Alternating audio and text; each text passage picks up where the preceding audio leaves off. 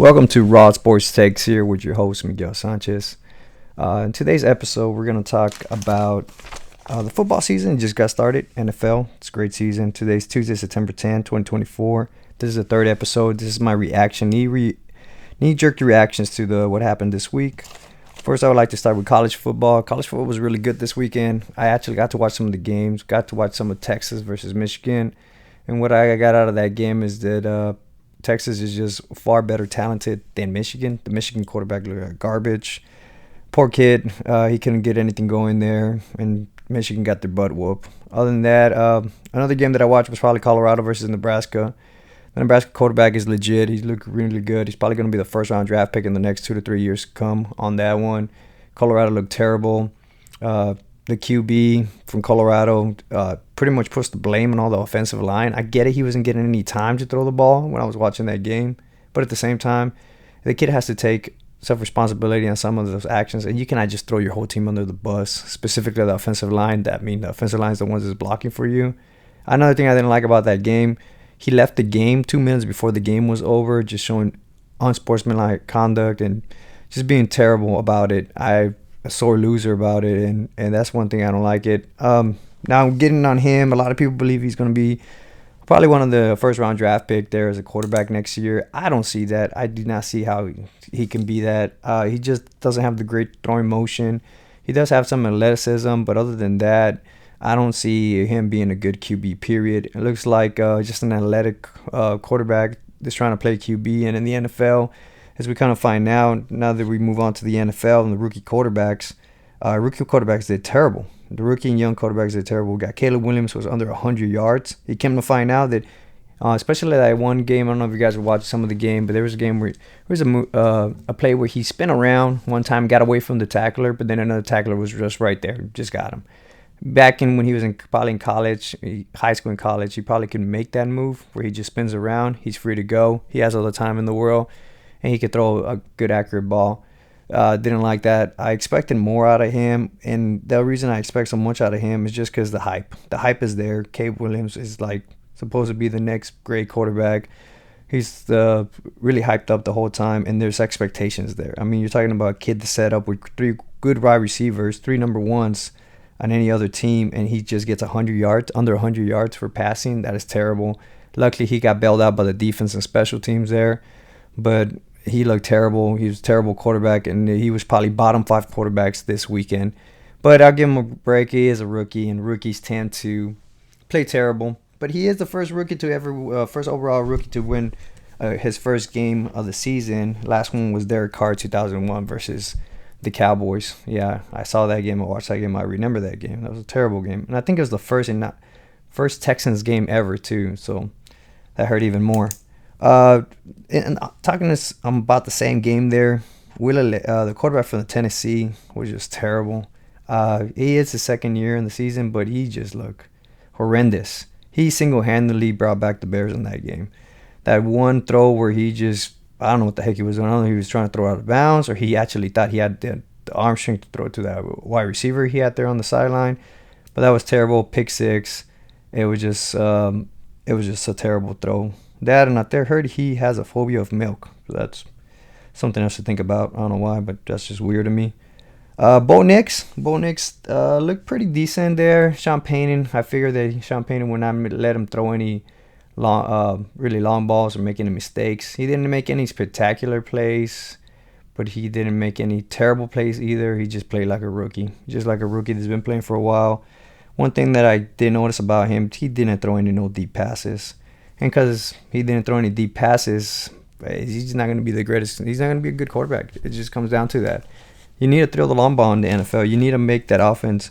You got to make that defense honest and throw the long ball, and he just didn't do it that whole game. It was terrible.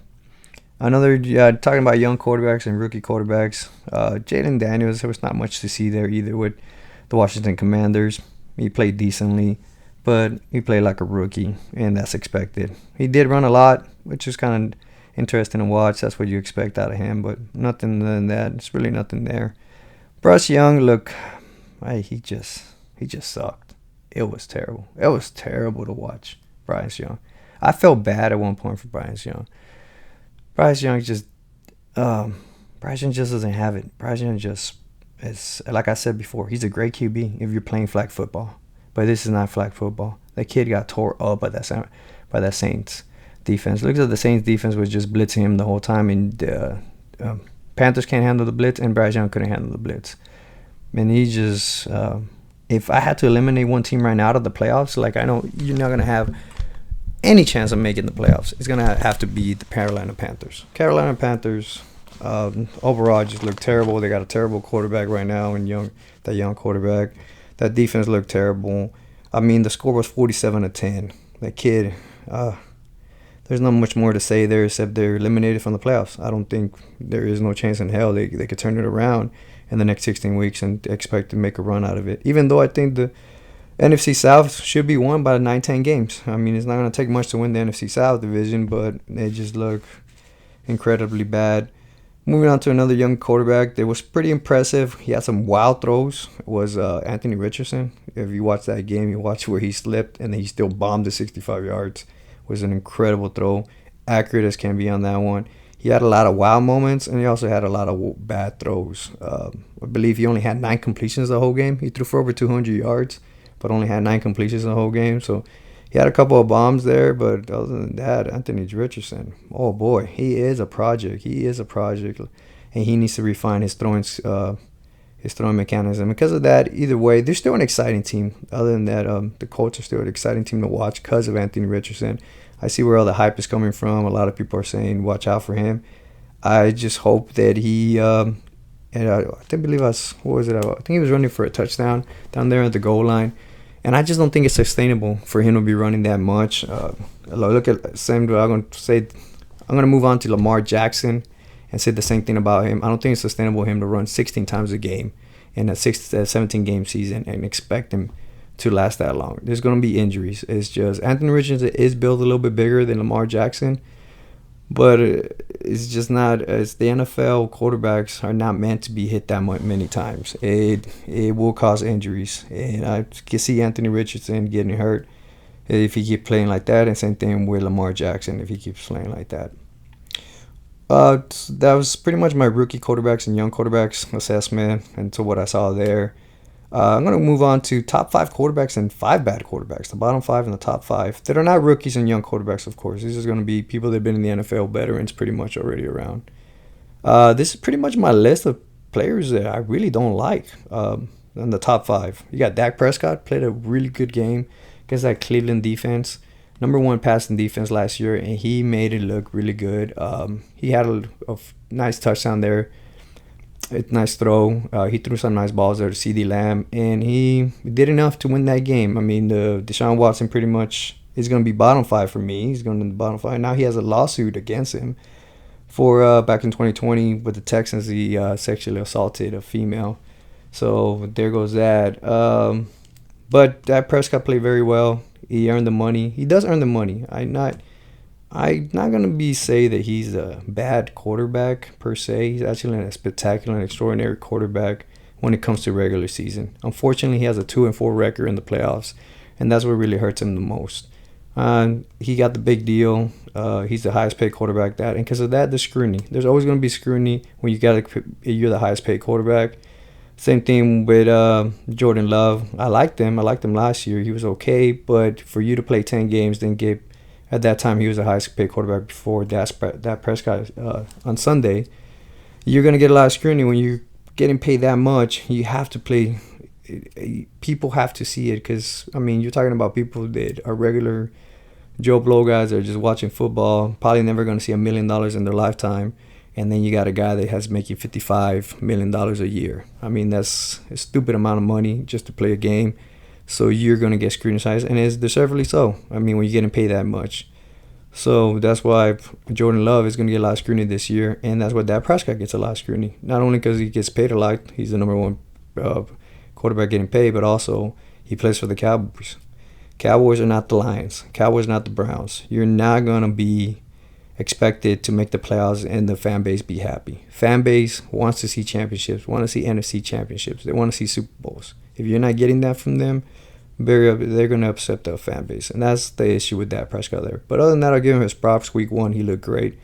Another one that looked great was Josh Allen. Josh Allen, everybody's wondering what's going to happen when he doesn't have any receivers. He had 4 total touchdowns. Looked great. But I don't think same thing. I'll go back with the Lamar Jackson thing. I don't think it's sustainable, him to be running that much and playing that much like the way he is. Eventually the body's going to give out. He is an older player. He is not a spring chicken per se, and it's not gonna look good. But I'll give him props. Week 2 he looked great. Baker Mayfield, probably the best quarterback this whole week. He was 80% on his 80% throwing the ball. He had 4 touchdowns, and he just looked good. He just looked really, really good. And it looks like it's worth it for Tampa Bay. It looks like Tampa Bay might actually win the division because of him. Because if he keeps playing the way he's playing. Of course, he was playing one of the worst defenses in the league. Just playing the Commanders. And they're just bad. So we'll see what happens there. We just move on. Another good quarterback to play that another one. Sam Darnold. Sam Darnold came out of nowhere. Has completed 15 of his first 17 passes and just looked good. It does help you have Justin Jefferson and you have some weapons there, but he's still the biggest thing with Sam Darnold. His biggest issues was just mentally he was not there. Well, when he went to San Francisco, when he got drafted by the Jets, he was just not there mentally. He made some bonehead mistakes, but this game he did great. And then last but not least, in the top 5 quarterbacks, Derek Carr. Derek Carr had 200 yards. Throwing the ball. He threw a couple of bombs there. I believe it was a 59-yarder for a touchdown. And he just looked good. He looked good. And, again, take that with a grain of salt. I mean, they were playing the Panthers. And I think the Panthers are the worst team in the NFL. But still, you have to perform. And he performed. And he did very well. So those are my top 5 quarterbacks. Dak, Josh Allen, Baker Mayfield, Sam Darnold, Derek Carr. Now moving on to the worst quarterbacks. 5 worst quarterbacks. You got Kirk Cousins. He's just not moving well. He just doesn't look good. I don't know if he's still ginger from the injury he has and he just doesn't want to move. But I think he only had 1 pass outside the box. So that means he wasn't moving. Like, he was not moving in the pocket. He just looked a little jittery. His feet were never set on some of those throws. He has some decent throws and then he just has some terrible throws. And he just looked bad. I mean, they paid him and they brought him to the Atlanta Falcons to play better, to make the team better. I mean, it's not like he's not lacking weapons. You got Bijan Robinson. You have the wide receiver there, London. You have Kyle Pitts, who's a very athletic tight end. I mean, you have some weapons there. And the offensive line is a good offensive line. It's not like we're talking about some crazy line like the Panthers line. You know, we're talking about a really good line. And he just looked bad. If he keeps playing like this way, the Falcons they're probably going to end up starting Michael Penix if they keeps going like this. But we'll see. It's only week 1. Let's not overreact too much. Hopefully he does well and he gets better. One team that is not going to get better, and I feel like they are going to bench him, is Daniel Jones. I have nothing good to say about him. I mean, you're talking about the Giants team. They were booing him. They left her in the 3rd quarter. That and the uniforms look terrible. I have no idea who the hell was thinking those uniforms look good. It looked like they had no pants. It literally looked like they had no pants. Where you have to take a second take and you're like, are they wearing pantyhose or they're not wearing pants? What the hell is going on? But those were terrible, terrible uniforms. And whoever decided to get them, just because it's the 100 year or whatever, he should get fired. I never understood that about people. I never understood that, like, well, if somebody comes up to you and be like, hey, you think this is a good idea? And then everybody said yes, or it was just, or they just didn't bring it up to anybody and they just say whatever and would just go with the pants. The uniform was terrible. Another person that played pretty bad, Justin Fields. I mean, he ran when he needed to run, but he really didn't make any spectacular throws. And then at the same time, I mean, they had 0 touchdowns. Like, that's a very, very... if you would have told me that this team is not going to score any touchdowns and they're going to have like 5 field goals and still win the game, I would say you're crazy. That team got their ass whooped, but apparently not. The Steelers their defense looked great. I got to admit, their defense looked great. And I did say the defense is going to be probably a top 3 in the NFL, and they look like they were top 2 yesterday, or the best defense. There was 0 touchdowns. It's just not going to work. And it looks like he's going to be the starter again week 2. Maybe he gets better during week 2, but it just didn't look good. Joe Burrow looked terrible. He is coming out of injury, but he just looked very, very bad. And I don't know. I don't know what to say about the Bengals. I don't know if the Bengals just like starting 0-2 to give a little bit of just to get a little bit started and get a little bit of fire under their feet, I guess. I have no idea, but they're a weird ass team. I believe this has been the last 2 years where they started 0-2, but somehow they put it together and they're able to make the playoffs as long as Joe Burrow's healthy. We'll see what happened this year. We'll see if they go 0-2 again. But he's definitely bottom five quarterback of the week one. And then the last one, terrible person, terrible quarterback, Deshaun Watson. Another lawsuit again, like I said, and he looked really terrible against the Cowboys. He only had one first down the whole first half. He does have weapons. I mean, it's like he has a good tight end there. He still has Amari Cooper, and then he has Jared Jeudy, who they traded for from the Broncos, who is a good wide receiver. He's not a bad receiver at all. I get it. He didn't have Nick Chubb, and he didn't have these two offensive tackles, but still, you got to make it competitive, and you got to do something, Deshaun Watson. You look like a rookie quarterback, and I'll be honest with you. You look terrible. I would think any of the rookie quarterbacks would have probably done better than he did. And like I said, he is a terrible person. Lawsuit again. They're looking into it. Apparently, they already suspended him, or they put him in the exception list. So we'll see what happens there. I think Deshaun Watson's a point in his career and his life where if it wasn't for this lawsuit, he'd probably fix an injury. I think he fixed an injury and says his shoulder hurts after a week or two of playing because his contract is guaranteed. That's an issue and problem with guaranteed contracts in the NFL, especially quarterbacks, as some people ruin it. There's always one person that ruins it for everybody, and I think Deshaun Watson is that person, and he's always going to be that person. When a quarterback's looking to get a guaranteed contract, they're going to look to this and be like, well, remember that guy Deshaun Watson 20 years ago or whatever? He decided to get everything guaranteed. The Browns gave it to him, and then he decided he didn't want to play no more football and faked injuries all the whole time, and that's it. And like, well, there's always one, as they say.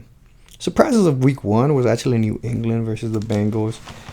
Like I said earlier, I don't know if the Bengals just like losing the first two games, but New England looked good. It was good to see Gerald Mayo get his first win there. They look good. It was pretty good to watch if you're a New England fan. Especially when, like I said, I don't think New England's going to be good this year. I think it's still going to be a bottom five team, but it's good to see them get a win. You hate to see teams go winless, which I think the Panthers might. Another good thing, Monday Night Football game, you had Jordan Mason. Christian McCaffrey didn't play because of the calf injury, which I would nurse it too if I was the 49ers, especially now. Now that you got a kid like Jordan Mason, he's a one cut back, had 28 carries for 147 yards, and he went against a really good defense. The Jets are a good defense, and he was able to put out that many yardage. Makes it easier for the 49ers to see Christian McCaffrey and take it a little easier with him. Also, 49ers are back. It looks like they're going to be back in the mix of things. They're going to be probably going to be in the NFC Championship the way they played yesterday against the Jets. It looked super good. The running game was there. It always blows my mind when I'm watching the 49ers how open some of those wide receivers get, to the point where you're like, shit. Like, you watch it, you're like, damn, Brock Purdy has all day to throw, and then the guy's wide open. It's incredible to watch. Again, that's a great scheming by Shanahan there. So that was a good surprise there, Jordan Mason. Chargers, J.K. Dobbins had 135 yards. And then I think the Chargers have taken on Jim Harbaugh's identity. They are not a soft team anymore. They are going to run the ball, play hard defense, and win the game. And that's exactly what they did against the Raiders, which I think the Raiders are going to be not that great either. But again, this was only week one, and J.K. Dobbins looked good. Texans look impressive. They did go against the Colts, but they looked impressive. It's good to see Diggs score 2 touchdowns and go along with C.J. Stroud. C.J. Stroud, some excellent throws in that game, and C.J. Stroud looks like he's not regressing. He looks like he's getting better and better as the season goes on. Talking about struggles, Giants struggle, and it just was painful to watch, and there's really nothing there to do or talk about. I mean, not even the wide receiver. I think Neighbors had like 3 catches the whole game. That's one of those, feels bad for Giants fans, but I don't, because I'm a Cowboys fan, so I don't really care for them. But it was just bad football overall. Talking about Cowboys, the Cowboys game was really good and surprising. It was surprising how well that offense looked against that defense. Like I said before, you were going to a hostile environment, the Cleveland Browns, which uh, makes me talk about their logo, which is a weird little elf. I have no idea why they have an elf thing. It's just really weird to look at it when you're looking at the football game. But it was a hostile environment. You're going against Browns. Browns fans are excited. Browns fans think they had something and they don't have anything. I don't know if they start Jameis Winston pretty soon or they look into other quarterbacks. Last year they proved that they play with 5 different quarterbacks and they made the playoffs. So maybe they decide to do it with Deshaun Watson as soon as he decides to not play or he gets either suspended. But the Cowboys defense looked great. I did say that Mike Zimmer is a hell of a coach. He's a very good coach when it comes to defense. If you heard, which brings me to the Tom Brady broadcast. Tom Brady didn't. If I had to grade him, I'll say a C, maybe a B minus at best. But he did look good. But Tom Brady did say that one of the hardest defense he had to go against was the Mike Zimmer defense there. Mike Zimmer knows how to disguise these. Mike Zimmer knows how to do different looks. Mike Zimmer's pretty much his MO is he likes to blitz the linebacker down the A gap a lot. That's one of his things because like anything else in life, the fastest route is down the middle to get to the quarterback. And quarterbacks do not like pressure down the middle. That's the one pressure they do not like.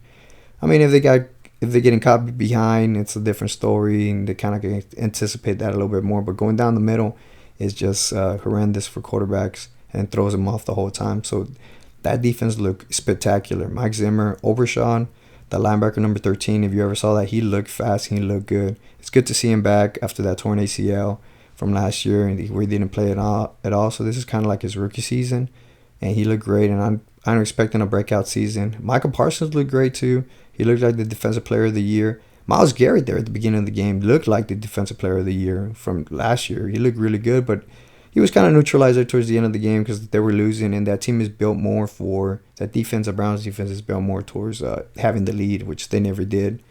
Another crazy thing about it is I am disappointed that Audrey did not kick that 71-yarder.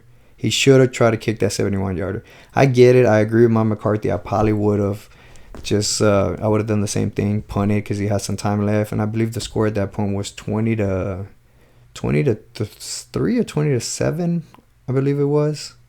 So if they would have returned it back for a touchdown, if he would have missed it, he would have been short. Then that would kind of shifted the momentum.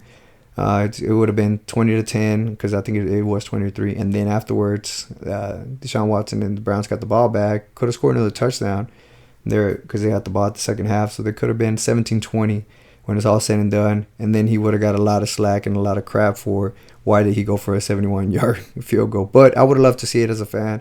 I think Audrey does have the leg, and I think he can get it in there. And I think eventually there's going to be a game where he's going to try it.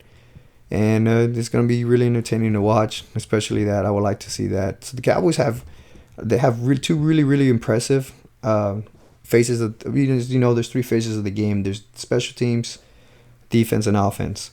And 2 phases of them look spectacular, and 2 of them was defense and special teams. Turkin scored a touchdown there on a punt return, so he looked great. And then you got the special teams, so you got the kicker who he looked great. So you got elite special teams, and then you got a real special defense that can do a lot of damage to a lot of quarterbacks and look better. Of course, take it with a grain of salt. Like I said, it's Deshaun Watson. Deshaun Watson sucks.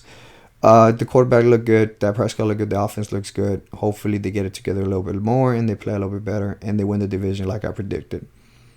Now that brings me to the Rodgers debut game against the 49ers. Rodgers looked okay.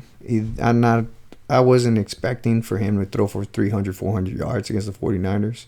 Specifically that defense. That defense is still good and it's still top 5 defense.